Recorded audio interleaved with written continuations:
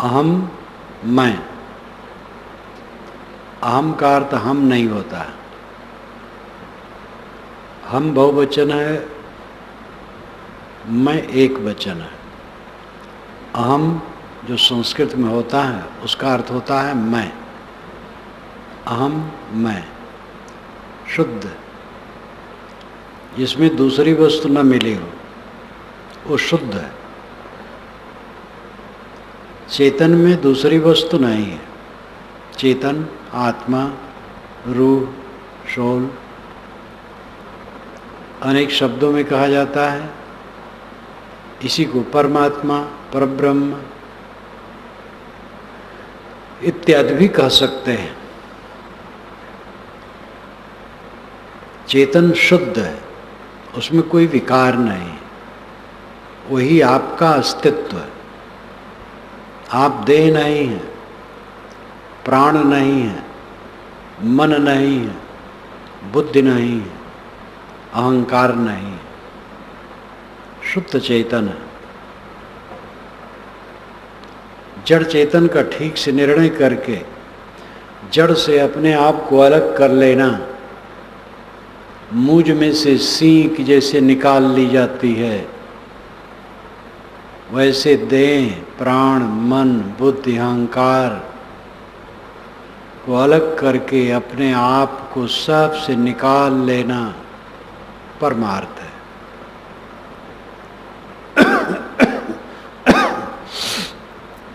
अहम मैं शुद्ध, खालिस, निखालिस नहीं। लोग बिना समझे निखालिस कहने लगते हैं। निखालिस दूध है, खालिस दूध है। अहम शुद्ध चैतन्य, मैं शुद्ध चैतन्य हूँ। ज्ञान स्वरूपम, मेरा स्वरूप ज्ञान है, कोई रंग रूप नहीं है। हवा का रंग कहाँ है, हवा का रूप कहाँ है? लेकिन बड़े बड़े वृक्षों को उखाड़ करके फेंक देती है। सैग्गारैक ने तो वायु को ही परम तत्व माना है।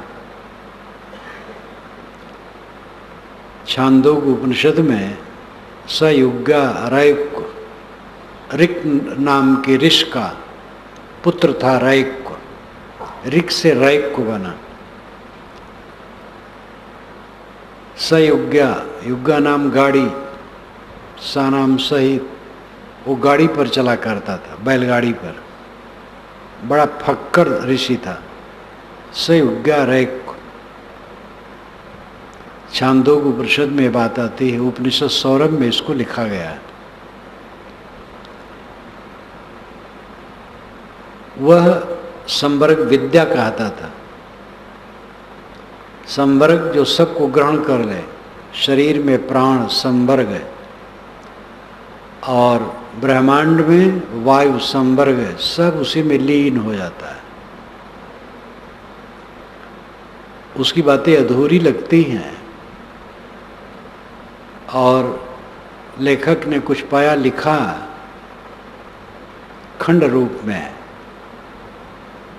लेकिन वो हवा को ही मानो सब कुछ मानता था।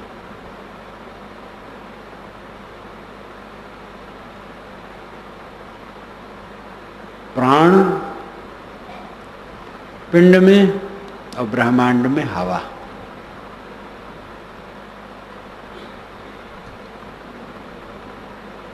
अहम शुद्ध चैतन्य ज्ञान स्वरूपम। हवा में कोई दिखता हुआ आकार नहीं है, लेकिन बड़े बड़े वृक्षों को उखाड़ फेंकता है। चेतन कोई आँख से दिखने वाली वस्तु नहीं है, लेकिन सारे ज्ञान विज्ञान इसी की देन है। आप चेतन हैं, शुद्ध चैतन्य, ज्ञान स्वरूपम, ज्ञान स्वरूप है। अहम शुद्ध चैतन्य ज्ञान स्वरूपम। अजराहम अमराहम। अजह अहम, अमर अहम। अजरहम अमरहम करने में सरलता लगती है। लेकिन शुद्ध की दृष्टि से अजराहम अमराहम कहना अच्छा रहता है। संधि में आगे का आकार कई जगह टूट करके दो तरफ हो जाता है, दो मात्राएं वो बना देता है। अजराहम, अजर अहम, अजह अहम, अजराहम रा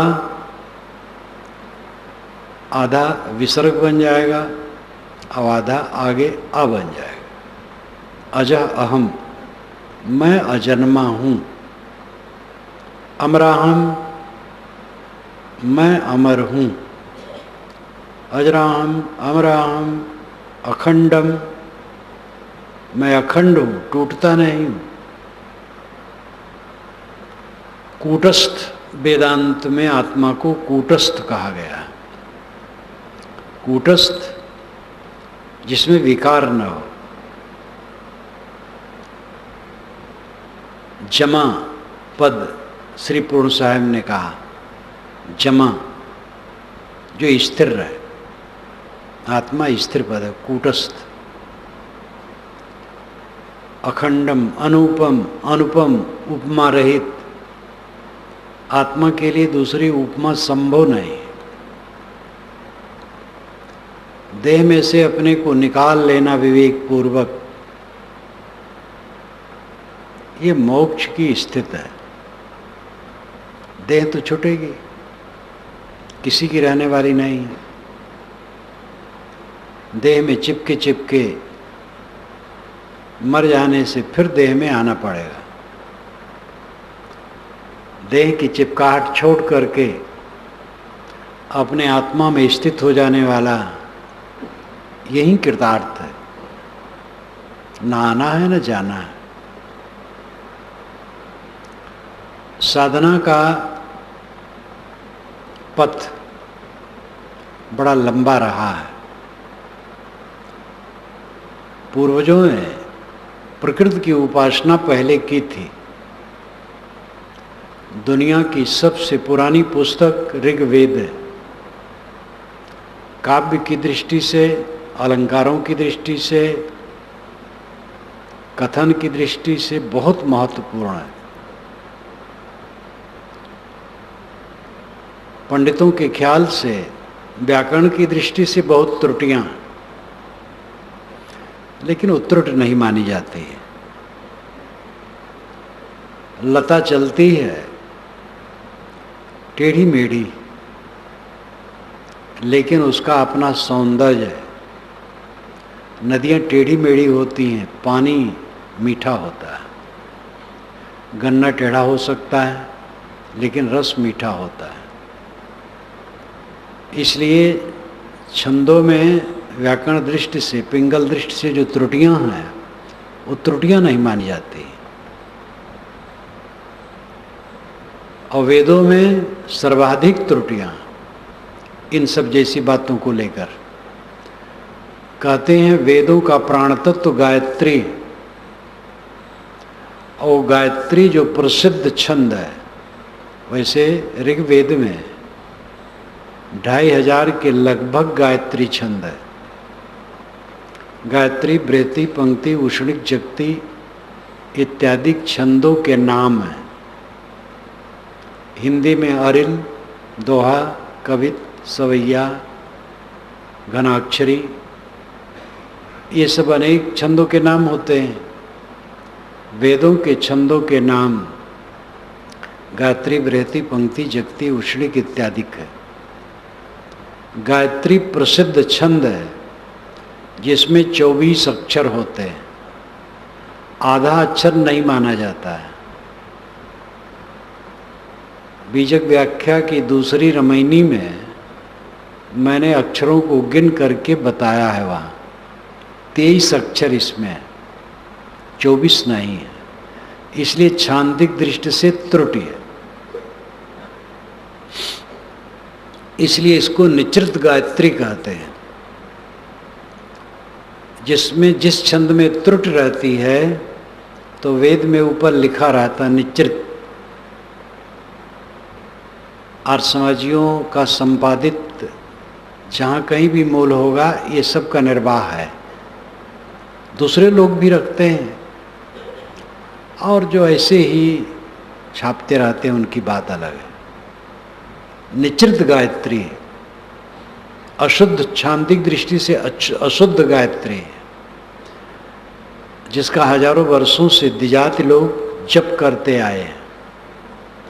और दीक्षा संस्कार में जब द्विजातियों की दीक्षा होती है, यज्ञोपवीत संस्कार, तब यही मंत्र दिया जाता है, तत् सवितुर्वरेण्यं भर्गो देवस्य धीमहि धियो यो नः प्रचोदयात्। तत् उस सवितुर सवितः सूरज जो अभी उगा नहीं है, उदयात पूर्व भावी सविता, उदयास्तमय वर्ती सूर्य है, ये साणाचार्य ने भाष्य किया है। उदय के पूर्व सूरज सविता कहलाता है और उदय से अस्त तक सूरज कहलाता है।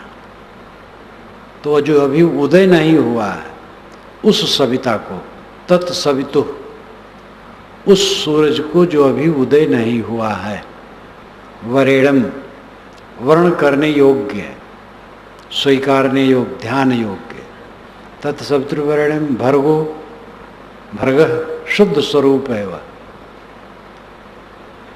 तत्सवितुर्वरेण्यम भर्गो देवस, देवता का, धीमहि ध्यान धारण करते हैं, धी बुद्धि, यो जो, न हमारी, प्रचोदयात प्रेरता है। हम उस प्रकाश स्वरूप अनुगा सूर्य का ध्यान करते हैं जो हमारी बुद्धि को प्रेरता है। वो अभी आकाश में नहीं आया है, छित के भी नीचे है, क्षितिज भी नहीं हुआ है, लेकिन उसकी आभा ऊपर आ गई है। उषा उसे कहते, उषा नाम जलाने वाली, उस नाम जलाना। प्रकाश धीरे धीरे ऊपर उठ रहा है।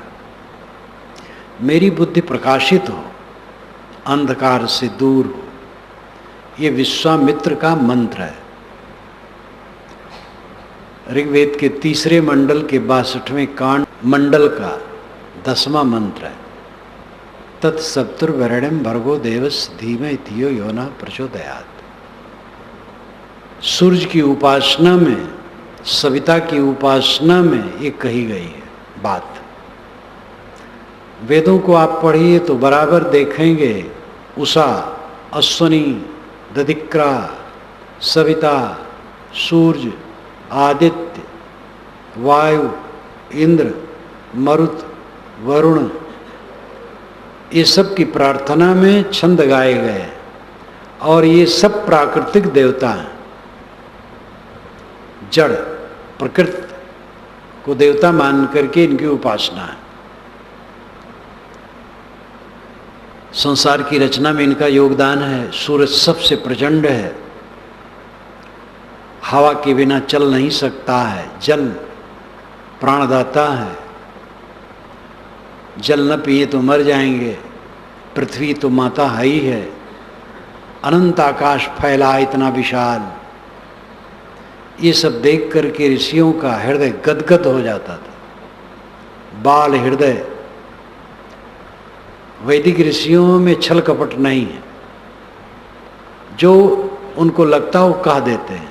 साफ दिल, सरल हृदय, प्राकृतिक शक्तियों को देवता मानकर उन्होंने प्रार्थनाएं की और उसमें सबसे बड़ा देवता अग्नि है। अग्निमेले पुरोहितम यज्ञ से देवम ऋतुजम होतारम रत्न धातमम, ये ऋग्वेद का पहला मंत्र है। अग्नि शब्द आता है, अग्नि का महासमुच्चय सूर्य है, इसलिए सूर्य सबसे अधिक उपासनीय है। सूर्य को विष्णु कहा गया है। विष्णु का अर्थ होता है जो प्रवेश करे। विष धातु से विष्णु शब्द बनता है, विष्णाम प्रवेश करना। सूरज की किरणें हर जगह प्रवेश करती हैं, इसलिए सूरज विष्णु है। और विश्व का ध्यान करना चाहिए, नहीं सूरज का ध्यान करना चाहिए। हुएनसांग जब आज से 1400 वर्ष पूर्व बृहत्तर भारत में आया है, उसका भ्रमण हुआ है। मेरी एक पुस्तक है छोटी सी, मेरी और हुएनसांग की डायरी, उसको आप पढ़िए तो हुएनसांग का पूरा वृत्तांत है। इतिहास में तो थोड़ा सा पढ़ाया जाता है, मैंने पूरी डायरी लिखी है उसके लिए। प्रयाग भी आया है तो उसने लिखा है कि गंगा में लकड़ी गाड़ कर और उसमें बेड़ी लकड़ी एक गाड़ दिए और एक ऊपर पकड़ने के लिए बेड़ी लकड़ी गाड़ दिए। सूरज उगने के पूर्व उस लकड़ी पर वो चढ़ जाते थे तपस्वी लोग। एक हाथ से ऊपर लकड़ी पकड़े रहते थे और एक पैर नीचे वाली लकड़ी बेड़ी लकड़ी पर टिकाए रहते थे और एक पैर बाहर लटकाए रहते थे और सूरज उगता था बस देखना शुरू करते थे। सूरज को देखते देखते दिन भर, ऊपर आ गया तो ऊपर देखते, जब पश्चिम चला गया तो पश्चिम देखते और 12 घंटा वे देखते रहते थे। ये उनकी उपासना थी। हुएनसांग ने लिखा ऐसे तपस्वी हैं कि जो वर्षों से कर रहे हैं।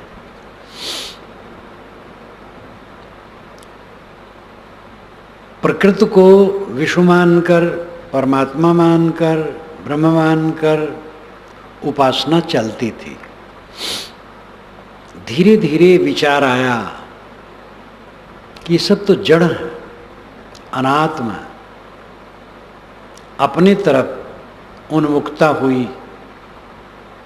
तब ऋषियों ने कहा अहम ब्रह्मास्मि तत्त्वमसि, अयमात्मा ब्रह्म प्रज्ञानम ब्रह्म। इसके बीच में और भी यात्राएं हैं, लेकिन वो सब विवरण देने की जरूरत नहीं।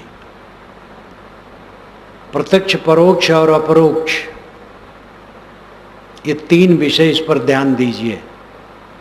कबीर दर्शन में रहस्यवाद में इसको मैंने लिखा है, प्रत्यक्ष, परोक्ष, अपरोक्ष। मन सहित इंद्रियों द्वारा जो प्रतीत हो वो प्रत्यक्ष है। आँख, नाक, कान, जीभ, चाम, इनसे जो प्रतीत हो प्रत्यक्ष है, लेकिन मन का इसमें सहयोग रहता है। अगर मन सुप्त हो जाए तो कुछ प्रतीत नहीं होगा। हम आंखें खोले देखते हैं, कोई आगे निकला जा रहा है, लेकिन मन हमारा अनवस्थान है, अलग कहीं है, तो देखते हुए नहीं देखते हैं। कोई हमसे कुछ बात कर रहा है, मेरा मन अलग चला गया, तो हम कहते हैं कि फिर से कहो तो इसका मतलब यही है कि मन सहयोग नहीं किया, तो कान सुनते हुए भी नहीं सुना। इसलिए मन सहित 5 ज्ञानेंद्रियों द्वारा जो सामने प्रतीत होता है ये प्रत्यक्ष है। ये स्थूल जगत, जड़ जगत प्रत्यक्ष है और इसी प्रत्यक्ष में सब लोग डूबे। शरीर सामने पहले है, महामाया, इसमें अहंकार, इसमें आसक्ति, इसकी इंद्रियों को उत्तेजित करके आनंद का धोखा, फिर इसके साथ घर द्वार, परिवार, समाज, मान, पद, प्रतिष्ठा, नाम, गुण, रूप, कर्म, ये सब बहुत विशाल जंजाल। ये सब में अहंता, ममता, ये प्रत्यक्ष का जाल है और सब जीव इसी में पड़े हुए निरंतर तलफ रहे, पीड़ित हो रहे हैं। इन्हीं के कूड़ा कबाड़ संस्कार बन करके चित्त में जमा होते हैं और चित्त जलता रहता है। सारा संसार प्रत्यक्ष में डूबा है। कुछ वैसे मुमुक्ष होते हैं, शुद्ध संस्कारी, वे इस प्रत्यक्ष से उबियाते हैं, घबराते हैं, देखते हैं बराबर, भोगों को भोगते भोगते शिथिल हो गए, तृप्ति नहीं हुई। जिनको अपना मानता था धोखा था। जिन जिन से मैंने सुख की कल्पना की दुख का कारण बना, विवेक ज्ञान उदय होता है और इससे उपरामता हो जाती है। तब वह परोक्ष की तरफ चलते हैं। प्रत्यक्ष से परोक्ष की यात्रा। प्रत्यक्ष ये जगत है। वैदिक ऋषियों ने प्रत्यक्ष की ज्यादा उपासना की। इन प्राकृतिक तत्वों को देवता मान करके उपासना की। उपनिषद को पढ़िए आप, जिज्ञासु आए हैं, बात करते हैं। गुरु पूछता है किसकी उपासना करते हो? भगवान मैं सूर्य की उपासना करता हूं। दूसरे से पूछता है तुम किसकी उपासना करते हो? मैं वायु की उपासना करता हूं। तो प्राकृतिक शक्तियों की उपासना, प्रत्यक्ष की उपासना करते थे। एक तो प्रत्यक्ष में विषय भोग में डूबना और दूसरा प्रत्यक्ष वस्तुओं की उपासना करना। जैसे कोई मूर्ति ही पूज रहा है, वो भी प्रत्यक्ष उपासना है। कोई गुरु की उपासना कर रहा है, वो भी प्रत्यक्ष की उपासना है। प्रत्यक्ष से परोक्ष की तरफ यात्रा चली। परोक्ष है मन की अवधारणा। इंद्रियों से दिखाई देने वाला, समझा जाने वाला प्रत्यक्ष है। केवल मन की अवधारणा ये परोक्ष है। देवताओं की कल्पना, ईश्वर की कल्पना, आत्मा से अलग ईश्वर की कल्पना, ये परोक्ष है, अवधारणा। किताबों में लिखा उसको पढ़े हैं या किसी प्रवक्ता से, संत से, गुरु से सुने हैं, ये अपने मन से ही गढ़ लिए हैं। है वो मन का गढ़ा, मन का गढ़ा हुआ ईश्वर, ब्रह्म, परमात्मा, वो परोक्ष है। अब उसमें साधक लगता है चतुर्भुज विष्णु भगवान का ध्यान, अर्धचंद्रधारी शिव जी का ध्यान, चतुर्मुख ब्रह्मा जी का ध्यान, ये सब परोक्ष अवधारणा में मन लगाना। ईश्वर चारों तरफ व्याप्त है, सच्चिदानंद घन है, आनंदमय है, ऐसा सोच करके मन में कल्पना करना ध्यान परोक्ष है। ईश्वर किसी लोकांतर में है ऐसा मान करके कल्पना करना, ध्यान करना। ध्यान तो क्या हो, कल्पना होती है। कहते हैं ईश्वर का चिंतन करो, जिस स्मरण करो, याद करो, चिंतन करो। याद स्मरण उसका किया जाता है जिसको देखा गया हो। जब देखा ही नहीं गया तो याद कैसे करें? कल्पना करेंगे। तो एक कल्पना होती है, ये अवधारणा। अवधारणा में मन को लगाना, ये परोक्ष उपासना। इससे कुछ राहत मिलती है, प्रत्यक्ष का मोह घटता है। ये धाए धाए धाए संसार जिसमें हम दौड़ते दौड़ते थक गए, विश्राम नहीं मिला, इससे मन उबियाया, घबराया। तो मन से एक ईश्वर बनाया, उसमें अपने को जोड़ते हैं तो कुछ संतोष होता है। उसके लिए हमारी कल्पना वो शुद्ध बुद्ध है, निर्मल है, सच्चिदानंद घन है, कल्याण स्वरूप है, हमारी छाया है, हमारा उद्धारक है। ऐसी उदाहरणा में डूबे रहने से मन में कुछ विश्राम मिलता है। ये परोक्ष उपासना है। लेकिन इसमें भी है मन की अवधारणा, इसलिए ऋषियों ने यहाँ से भी कूच किया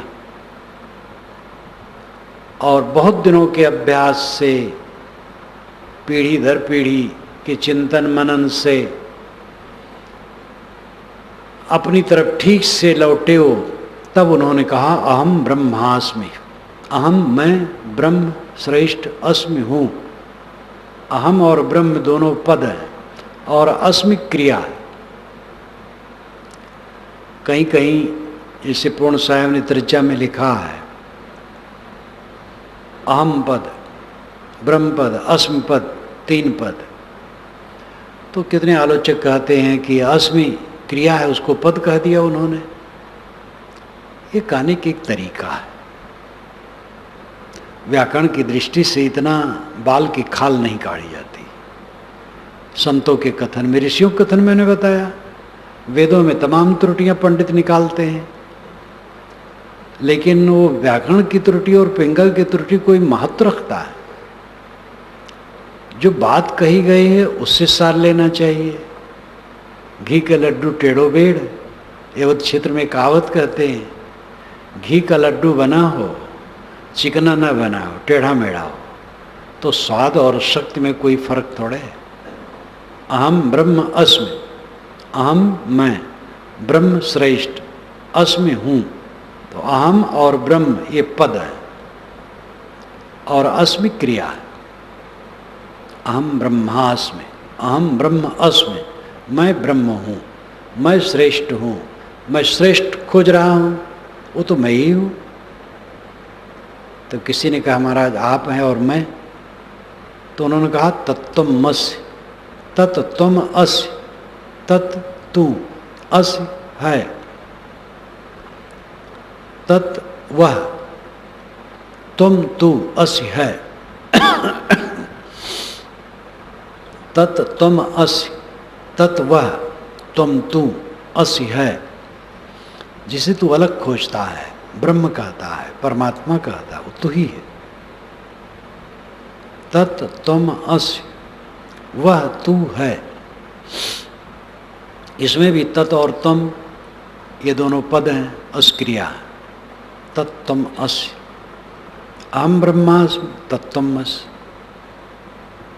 अयम आत्मा ब्रह्म, अयम आत्मा ब्रह्म, अयम यह आत्मा स्वयं ब्रह्म श्रेष्ठ।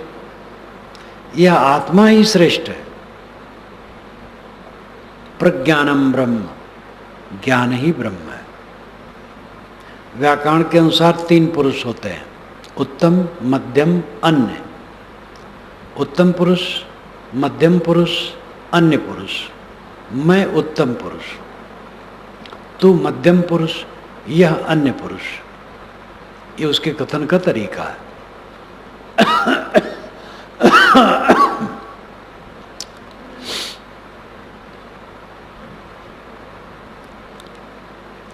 व्यंग में संस्कृत वालों पर कटाक्ष भी किया जाता है। खटर का काग तरंग, हरिमोहन झा बिहार के बहुत बड़े विद्वान, पटना विश्वविद्यालय के, मैथिली भाषा में उन्होंने एक नाटक लिखा है, खटर का काग तरंग। इसको मैंने सन 81 में पढ़ा, बहुत रोचक है। तो उसमें उन्होंने पंडितों पर व्यंग किया, खुद भी पंडित थे।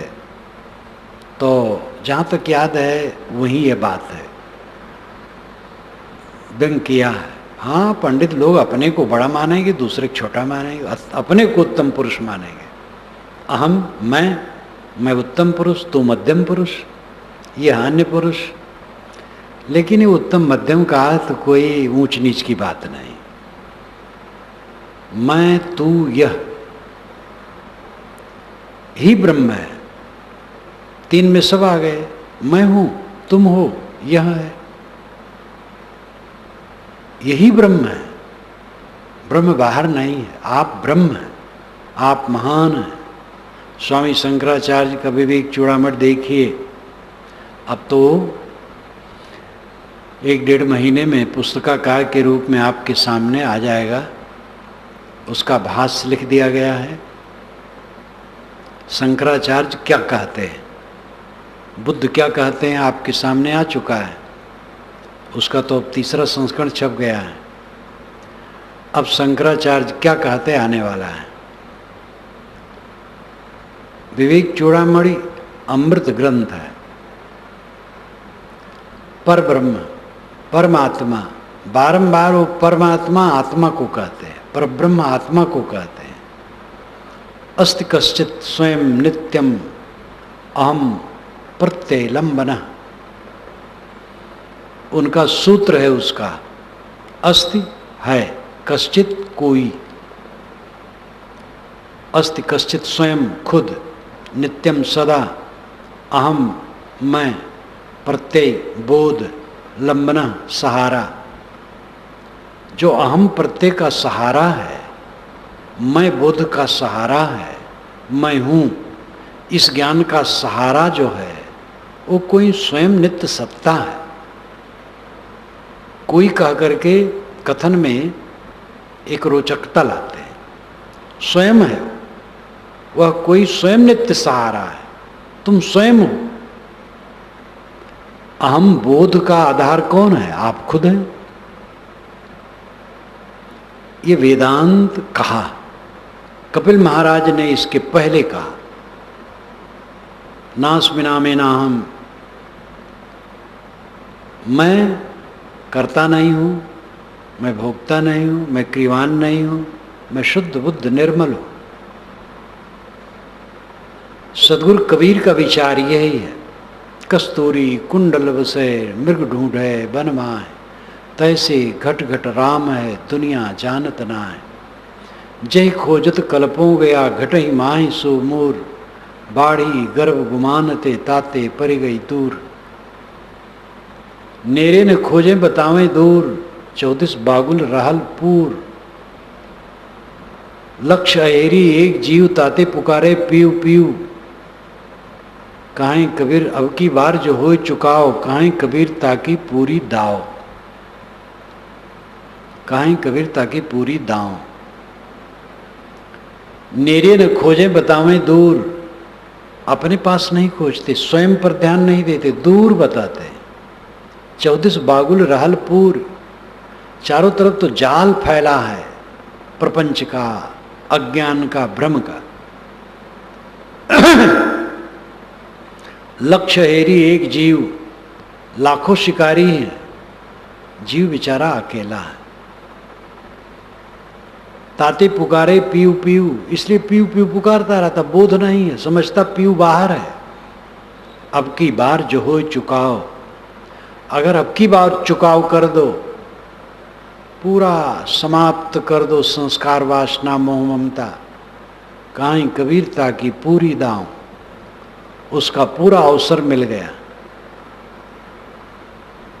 इस्लाम परंपरा में ईश्वर पर जोर बहुत है, परोक्ष ईश्वर में, लेकिन वहाँ भी ये चिंतन बढ़ा और सूफी संतों ने आत्मा पर जोर दिया। राह हक हरगिज ने अभी इत्ता नगीरी, 4 तर्क, तर्क दुनिया, तर्क उकबा, तर्क मौला, तर्क तर्क। सही रास्ता तब तक नहीं मिल सकता है जब तक 4 का त्याग न करे। तर्क का अर्थ होता त्याग। तर्क दुनिया, दुनिया का तर्क यानी दुनियादारी के मोह को छोड़ देना। तर्क उकबा, उकबा नाम स्वर्ग। स्वर्ग भी क्या है? कूड़ा कचड़ा। वही तो स्त्री और पुरुष के विलास का वर्णन बढ़ा चढ़ा करके स्वर्ग की कल्पना है। तो तर्क दुनिया, तर्क उकबा, स्वर्ग का भी त्याग, और तर्क मौला, अलग से ईश्वर पाना चाहते हो, भ्रांत। अलग से जो चीज मिलती है वो क्या मिलती है? आँख आपके पास है, उससे रूप मिलता है। कान आपके पास है, उसे शब्द मिलता है। नाक आपके पास है, उससे गंध मिलती है। जीभ आपके पास है, उससे रस मिलता है। चाम आपके पास है, उससे स्पर्श मिलता है। बस 5 ज्ञान इंद्रियाँ हैं, 6ठी ज्ञान इंद्रिय नहीं है। 5 ज्ञान इंद्रियों से जो पाओगे, शब्द स्पर्श रूप रसगंध रहेंगे। परमात्मा कैसे प्राप्त होगा? इसलिए अलग जो परमात्मा की कल्पना है, तर्क त्याग दो, तर्क मौला और तर्क तर्क, इन चारों के त्याग के, अहंकार का भी त्याग, तब सही रास्ता मिलेगा। राह हक हरगिज नयाबी। राह रास्ता हक सही हरगिज कभी भी नया भी नहीं प्राप्त होगा। ता नगीरी चार तर्क, तब तक जब तक चार का त्याग न करोगे, जब तक दुनियादारी का मोह नहीं छूटेगा, स्वर्ग की कल्पना का मोह नहीं छूटेगा, अलग ईश्वर बैठा है कहीं मिलेगा इस भ्रम का नहीं टूटेगा, तब तक सही रास्ता नहीं पाओगे। क्योंकि सही तत्व तो आप खुद हैं और खोजते बाहर हैं। सूफी संतों ने ये कहा, इस्लाम में मंसूर ने तो अनलहक कहा ईरान में, तो जाहिल लोग उसको मार डाले, लेकिन मंसूर सदैव जीवित है, मार डालने वाले मर गए। अनलहक मैं सच। और इसी प्रकार ईसाई महापुरुषों में भी ऐसे ऐसे महापुरुष हैं, मैंने कल उदाहरण दिया था उस पुस्तक का जिसमें कि ये बारंबार कहा गया है, अद्वैत में आ जाओ तब विश्राम है। अद्वैत का मतलब दूसरे को छोड़ दो, अकेले रह जाओ। जड़ चेतन मिला करके अद्वैत की बात नहीं, किंतु जड़ से हट करके अपने आप में स्थित, ये अध्यात्म की यात्रा है, परमार्थ की यात्रा है जो हमारे पूर्वजों ने शुरू किया और यहाँ आके विश्राम पाया। परोक्ष प्राकृतिक प्रत्यक्ष प्राकृतिक शक्तियों की उपासना उन्होंने की। हवा, आग, सूरज, चांद, जल, जलम ब्रह्म, और सबको ब्रह्म कहते गए। आगे चल करके वह आत्मा की तरफ लौटे और सब दिशा में यही बात है। थक करके अपनी तरफ आता है मनुष्य, जैसे पहले भोगों में लगा रहता है और समझता मैं वार पार किए देता हूँ। काम भोग में लगा तो समझता है इसी में बड़ी सूरवीरता है। थोड़े दिन में पस्त हुआ, बिलबिलाया, घृणा हुई, विवेक नहीं है तो नहीं कर पाता, तो भी उस सोच सोच करके सड़ता रहता है। विवेक जगता है तो मन वाणी कर्मों से त्याग देता है। खाते खाते एक नौजवान, कॉलेज का पढ़ा लिखा सुंदर नौजवान, सुशील, नौकरी पाया बढ़िया, खूब तनख्वाह, तो अब खूब घी दूध में वे खाने लगा। मैं पहले सावधान किया था उसको, ये खाने में सावधान रहना, तेरा शरीर मोटा हो सकता है। खूब खाने लगा और एकदम मोटा हो गया। जब मिला तो मैंने डांटा, कहे साहब खूब खाया और जी घबरा गया। अब उससे पिंड छुड़ाना चाहता हूँ, लेकिन एक बार पिंड फंसा लेने के बाद छुड़ाना मुश्किल होता है। पेट उसका आज भी निकला हुआ है। खाने पीने में वीर बनने वाले फिर थकते हैं। मैं दिल्ली में था तो एक महात्मा मिलने आए, दिग्गज शरीर, बड़े खाने पीने वाले। मैंने कहा कुछ जलपान हुआ? कि हाँ अभी 2 किलो दही खा लिया हूँ। बहुत वीर बनते थे, खूब घी खाते थे, खूब दही खाते थे, खूब दूध पीते थे। 2-3 वर्षों के बाद मिले सूखे सूखे। मैंने कहा क्या हुआ? कि आप जो कहते हैं वही ठीक है, मैंने खा खा के खराब कर लिया अपने को। अब ऐसा रोगी हो गया हूँ कि शरीर सुखा गया है। पता नहीं अब हैं कि नहीं, कई वर्ष हुआ तो मिले नहीं। जो अपने को भोगों में भिड़ाने में वीर बनेगा, नरक करेगा। चाहे काम भोग में, चाहे खाने में, चाहे लड़ाई झगड़ा करने में, बैर विरोध करने में, और भी दुनिया की खूब वस्तु उल्टा सीधा बटोर लेने में, जितना इसमें अपने को लगाएगा थकेगा, फंसेगा, अंत में रोएगा। प्रत्यक्ष से उबियाने पर तब परोक्ष में चित्त जाता है, और परोक्ष की भी अपूर्णता देख करके तब अपरोक्ष में साधक आता है। अपनी तरफ सदगुरु कबीर का उपदेश अपनी तरफ लौटना है। वेदांत यही कहता, सूफी संत यही कहते हैं, ईसाई संत जो पहुंचे हुए यही कहते हैं, तथागत बुद्ध यही कहते हैं, महावीर स्वामी यही कहते हैं। कबीर साहब की ये साखी, समझे की गति एक है जिन समझा सब ठौर। कहें कबीर ये बीच के बल कहीं और की और। एक अफसर मिलने आए थे अभी, तो उन्होंने कहा महाराज शेक्सपियर की वाणी पढ़ी और यहाँ वेदों की वाणी पढ़ी तो दोनों की तुलना होती थी। वो संस्कृत पढ़े हैं, तो उन्होंने कहा कि पंडित लोग कहते थे शेक्सपियर ने कहीं वेदों को पढ़ा है, लेकिन जब मैंने कबीर साहब की वाणी पढ़ी तो मेरा समाधान हो गया। तो ये साखी उन्होंने उद्धृत की, समझे की गति एक है जिन समझा सब ठौर। कहें कबीर ये बीच के बल कहीं और की और। जितने समझदार हैं सबकी दशा एक है। गति कहते हैं ज्ञान को, गमन को, दशा को, स्थित को। समझे की गति एक है। जितने समझदार हैं अंतिम स्थिति को पाए हैं, सबकी दशा एक होती है। समझे की गति एक है जिन समझा सब ठौर। सब ठौर, सब जगह, सारी स्थितियों को, जड़ चेतन के भेद को ठीक से समझ लिया, वे विचारवान शांत हो जाते हैं। जैसे पानी से रहित तेल कटाह में कलकलाता नहीं है। ईंधन आग लगी है चूल्हा में, तेल कलकला रहा है क्योंकि उसमें पानी का अंश है। पानी का अंश बिल्कुल जल जाने पर तेल शांत रहता है। आग लगाओ तो भी शांत, कलकलाता नहीं।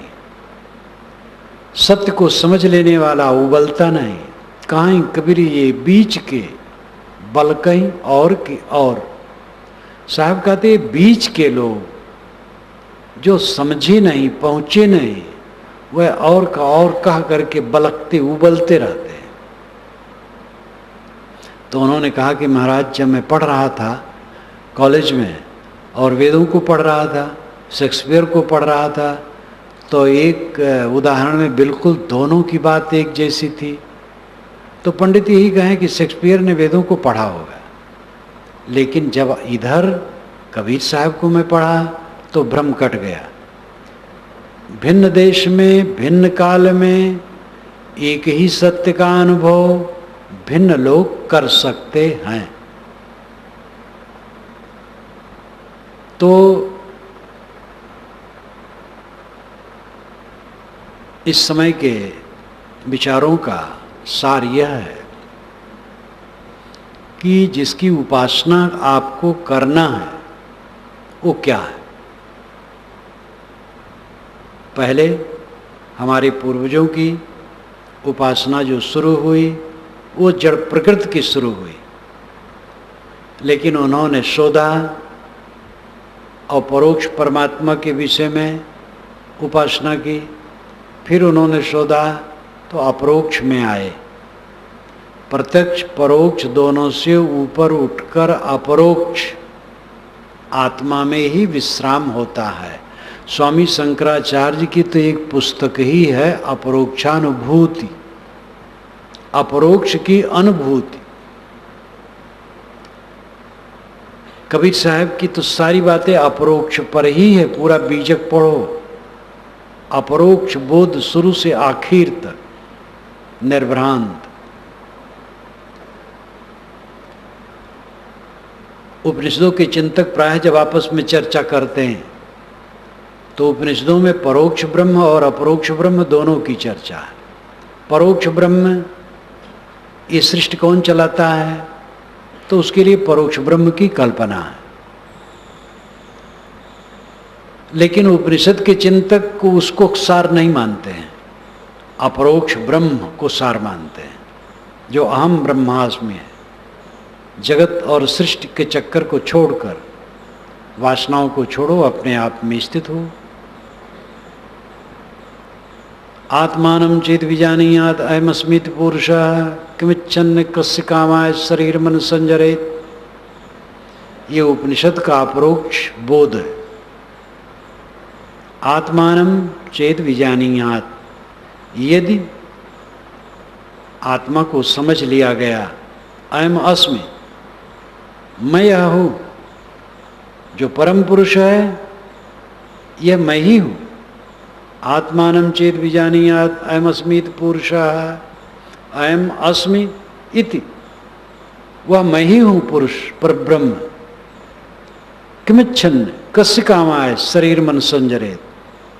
किमिच्छन् किस इच्छा से, कस्य कामाय किस कामना से, शरीरम अनु संजरेत, शरीर के पीछे चल चल करके जले, शरीर का अहंकार क्यों ढोए।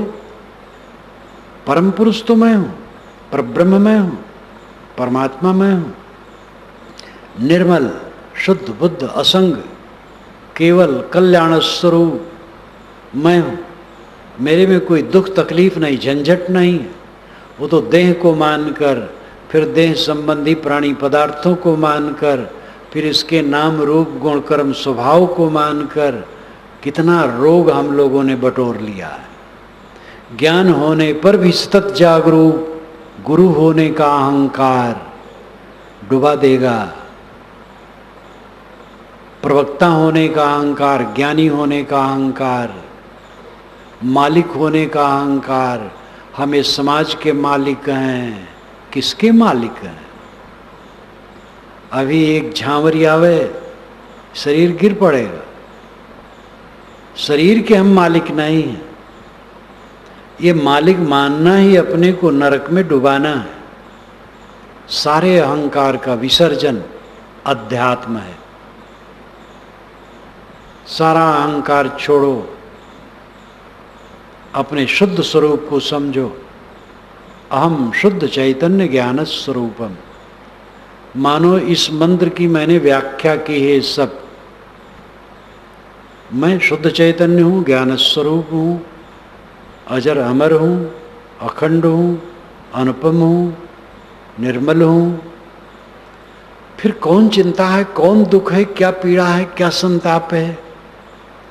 अपना शरीर नहीं रहेगा, साथियों का शरीर नहीं रहेगा। मेरे शरीर रहते रहते किसी को मिट जाए, रोने धोने की क्या जरूरत है। उसकी गति प्राप्ति कर दो, दाह कर दो, जला दो, पानी में फेंक दो, गाड़ दो, जो करना हो कर दो। और जो लोग हैं उनकी सेवा करो। अपना ही शरीर नहीं रहेगा, क्या रोते हो। जो काम करना चाहिए करो। आसपास के लोग जिनके लिए जिम्मेदारी है उनकी, या जिनके लिए बन सके सेवा करो। और अपने आप को सबसे निकाल करके असंग बना लो। नहीं बनाओगे, मौत जबरदस्ती असंग बनाएगी। मेरी न मानो, जमराज तो मनाएंगे। ये भजन में आता है। गुरु कहते मेरी न मानो, जमराज तुम्हें मनाएंगे, पकड़ के बांध के ले जाएंगे। तो यमराज कोई व्यक्ति नहीं है, यहां से जाना पड़ेगा।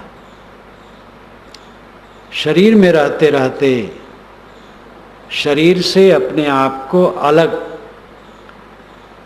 शुद्ध बुद्ध निर्मल निष्काम कल्याण स्वरूप दुखहीन समझो। आपने हमने दुख को खरीदा। दुख की चादर ओढ़ ओढ़ के निरर्थक दुखी है। इसलिए सतत जागरूक अपने आत्मा को पहचानो, स्वरूप को पहचानो। स्वरूप ज्ञान, आत्मज्ञान, आत्मविश्वास, आत्मनियंत्रण, आत्मस्थित, ये परमार्थ पथ है। आत्मज्ञान, आत्मविश्वास, आत्मसंयम, आत्मस्थित, ये परमार्थ पथ है। आत्मज्ञान अपने को समझो, मैं देह मन प्राण सबसे अलग हूँ। आत्मविश्वास, अपने पर विश्वास करो कि परम तत्व बाहर नहीं, मैं ही हूँ। आत्मनियंत्रण, अपने को संयमित रखो, सबसे बचाओ, कलह में न पड़ो कहीं। और आत्मस्थित, अपने आप में डूब जाओ। आत्मन्येव आत्मना स्थिते, आत्मन्येव आत्मना तुष्ट, आत्मन एव आत्मना तुष्ट। आत्मा द्वारा आत्मा में केवल संतोष, पुत्र द्वारा नहीं, धन द्वारा नहीं, पद द्वारा नहीं, प्रतिष्ठा द्वारा नहीं, आत्मा द्वारा। निज को निज तज कुछ नहीं। श्री विशाल साहेब ने कहा निज को निज, इसको छोड़ करके और कुछ नहीं। अपने आप में अपने आप को स्थित कर लो। ये मानव जीवन का फल है, विवेक ज्ञान का फल है, ध्यान का फल है, समाधि का फल है, परमार्थ का फल है। इस दिशा में चलो।